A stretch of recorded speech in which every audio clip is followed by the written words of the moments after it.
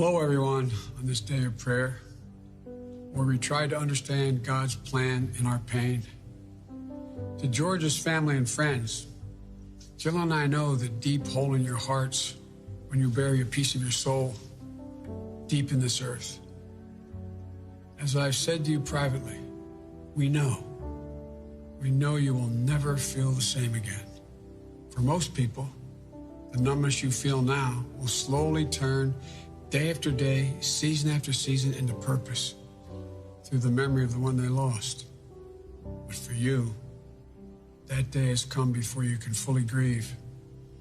And unlike most, you must grieve in public. And it's a burden.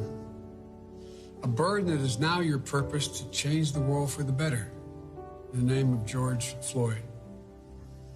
Like so many others, I've watched with awe as you summon the absolute courage to channel God's grace and show the good man George was.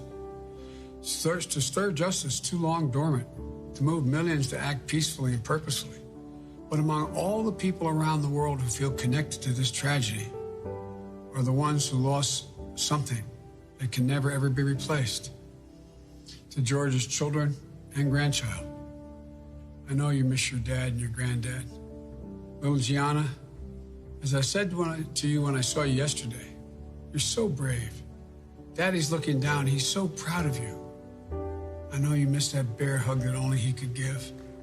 The pure joy riding on his shoulders so you could touch the sky. The countless hours he spent playing any game you wanted because your smile, your laugh, your love is the only thing that mattered at the moment. I know you have a lot of questions, honey. No child should have to ask questions that too many black children have had to ask for generations. Why? Why is Daddy gone? And looking through your eyes, we should also be asking ourselves why the answer is so often too cruel and painful. Why in this nation do too many black Americans wake up knowing that they could lose their life in the course of just living their life?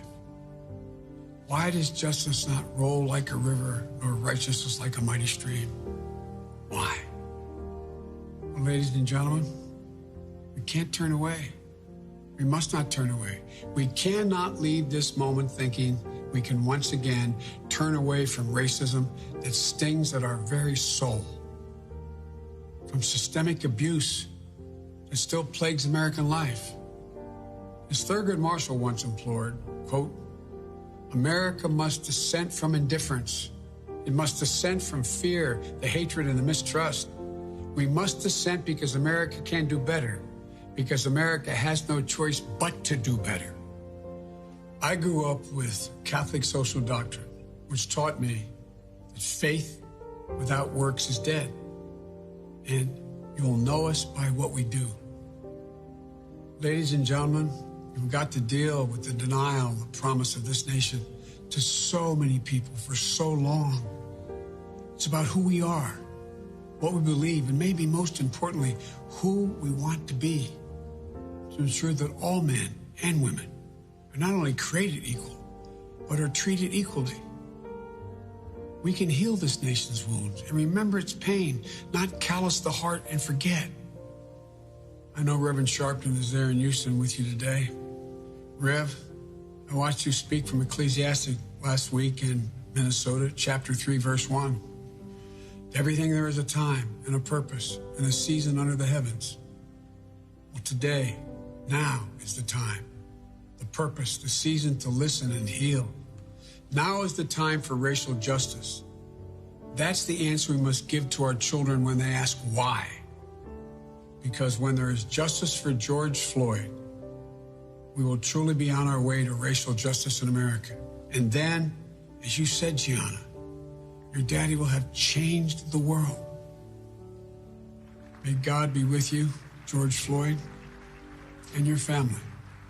And the words of a hymn from my church based on the 91st Psalm, may he raise you up on eagle's wings, bear you on the breath of dawn, and make you to shine like the sun, and hold you in the palm of his hand. God bless you all. God bless you all.